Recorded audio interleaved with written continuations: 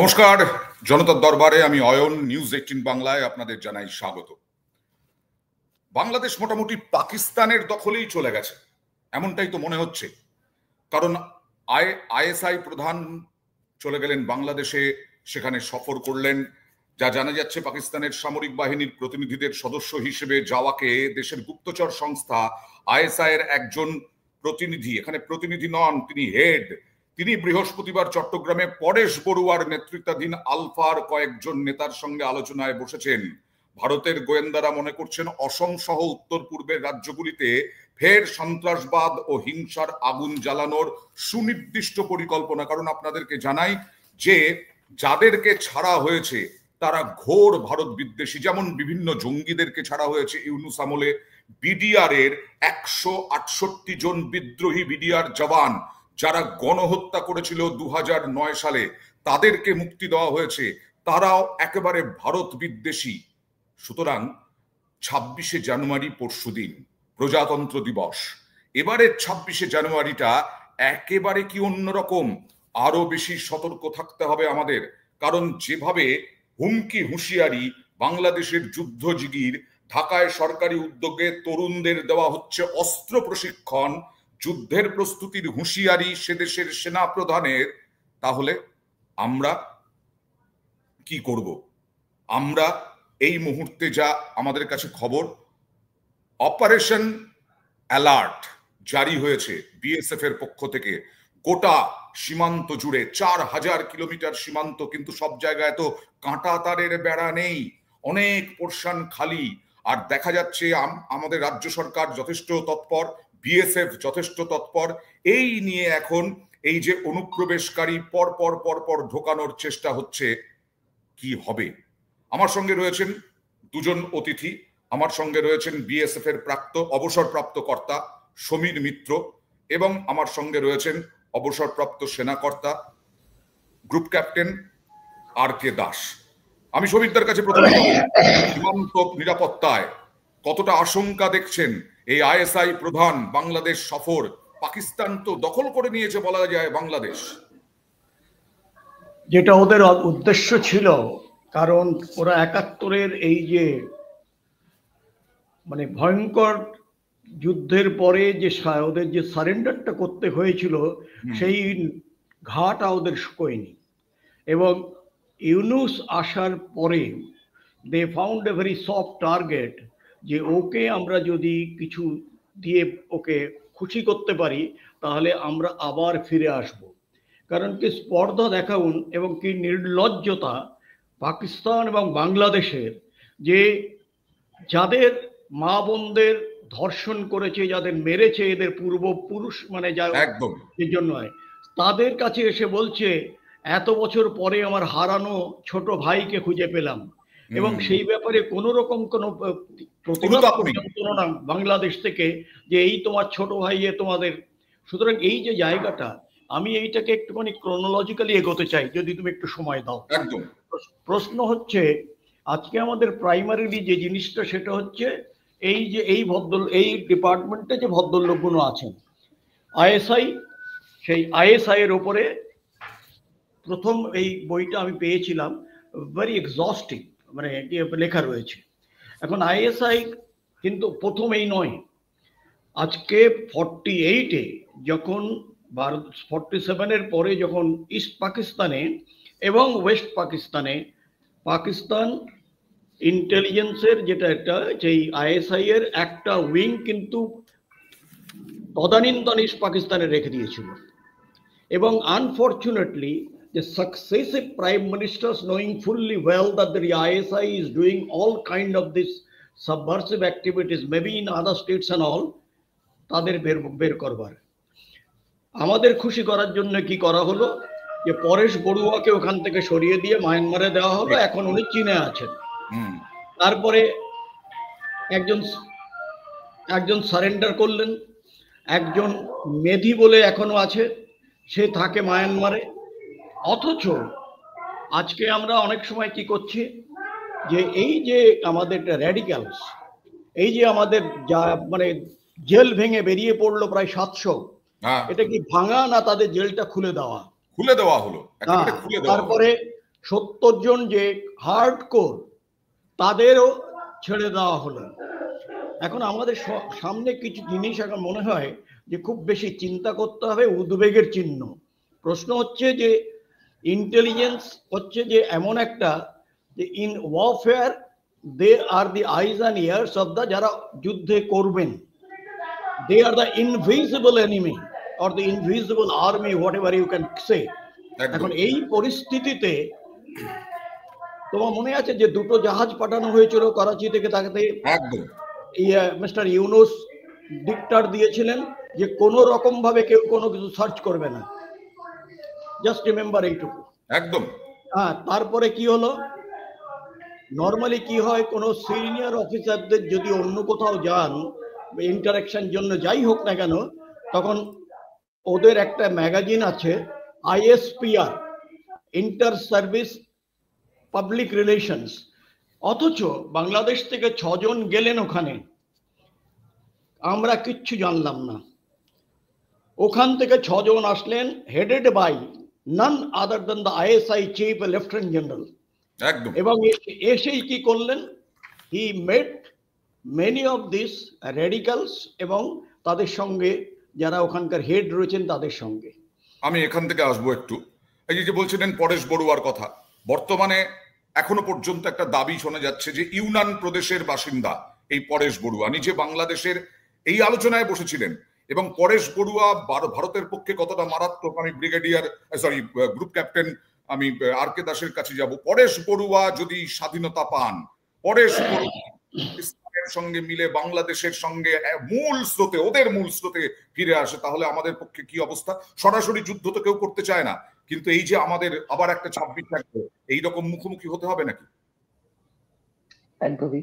আমি একটু আরো গুছিয়ে বলবো ব্যাপারটা।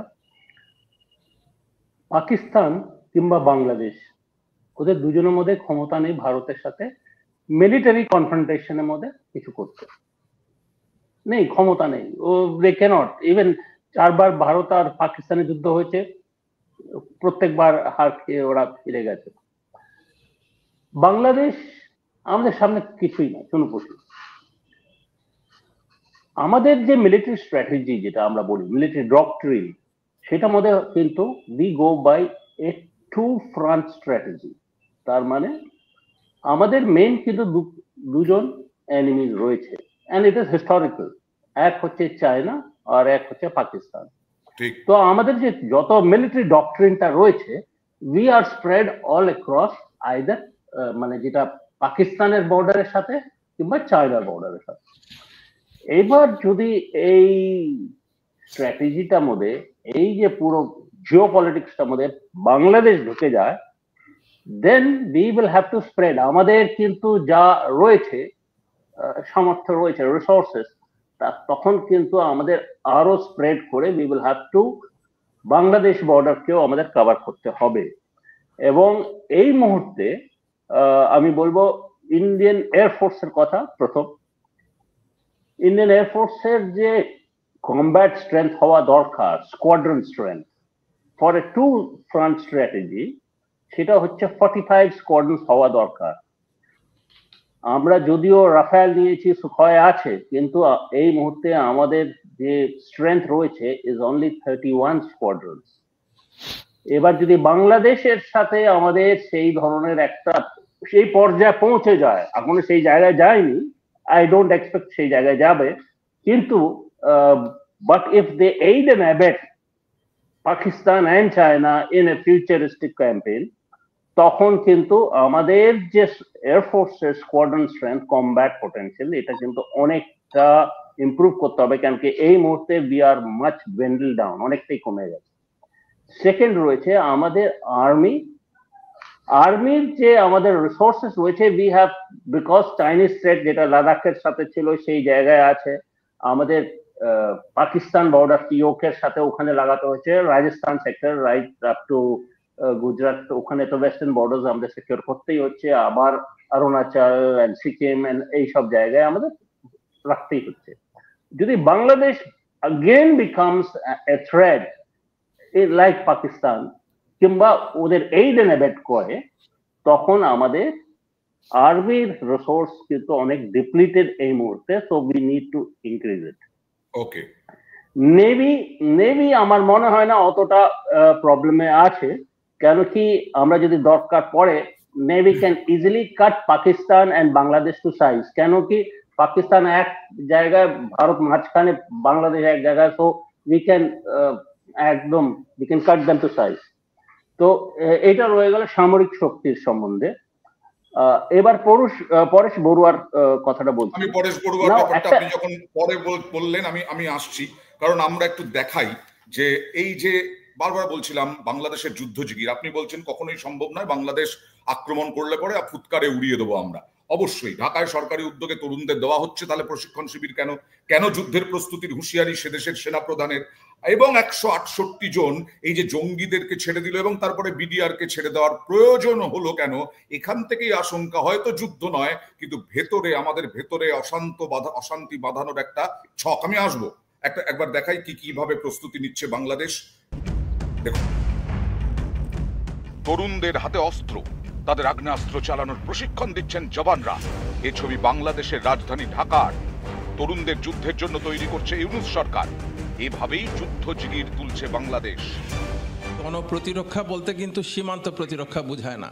নাগরিকদের প্রতিরক্ষা, নাগরিকদের এগিয়ে নিয়ে যাওয়া, তাদের সমস্ত কার্যক্রমগুলিকে সংগঠিত করা এবং বাংলাদেশকে গড়ে তোলা। এই প্রশিক্ষণের মাধ্যমে ডিসিপ্লিন শিখবেন না, আপনাদের গুলি হবে বিভিন্ন প্রয়োগিক দিক থেকে, ক্যাপাসিটি বিল্ড আপের দিক থেকে, এবং সর্বোপরি বাংলাদেশকে কিভাবে গড়ে তোলা যায় সেই দিক থেকেও। একদম প্রাথমিক স্টেজে মৌলিক যে প্রতিরক্ষা সেটা শেখার জন্য এসেছি, যাতে আমাদের ভবিষ্যতে দেশে যদি কোনো সংকট আসে, বহিরা কোনো দেশ যদি দেশে আক্রমণ করে, সেক্ষেত্রে যেন আমরা দেশের পাশে দাঁড়াতে পারি, দেশকে যেন রক্ষা করতে পারি, সেজন্য আমরা ট্রেনিংটা শিখছি।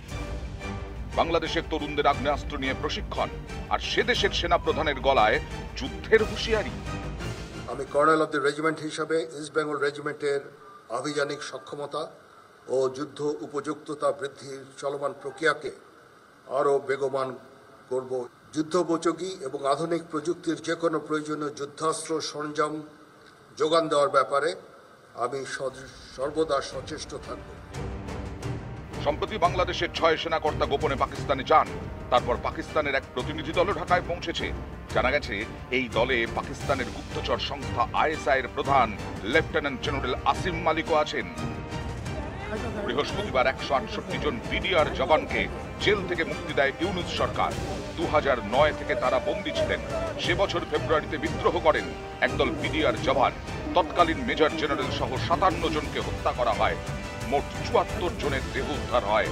গত রবিবার সেই ঘটনায় অভিযুক্ত 168 জওয়ানের জামিন মেলে।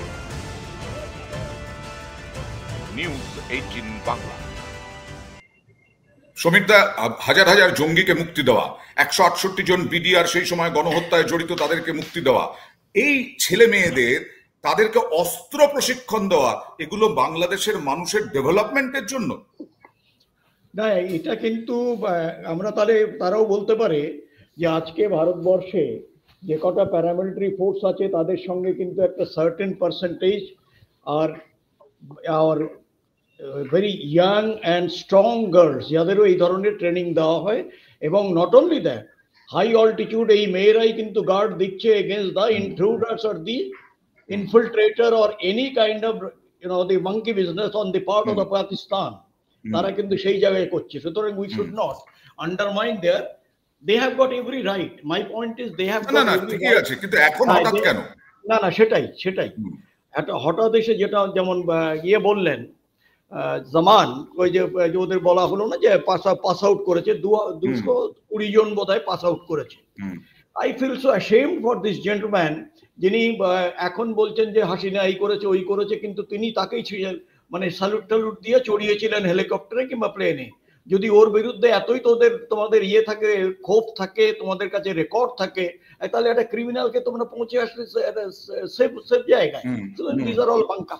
কিন্তু এই যে কথাগুলো যেটা যে উইং কমান্ডার ইয়ে বললেন, গ্রুপ ক্যাপ্টেন দাস যেটা বললেন, আমার মনে হয় যে সেদিকে আমাদের নজর দিতে হবে, পার্টিকুলারলি এয়ার অ্যাসেটে যদি যেটা বললেন যদি হয়, তাহলে কিন্তু পাকিস্তানের সাহায্য এবং বাংলাদেশের যা কিছু আছে থোড়া বহুত মিলিয়ে ইট উইল বি, বিকজ আরেকটা যে জিনিস হচ্ছে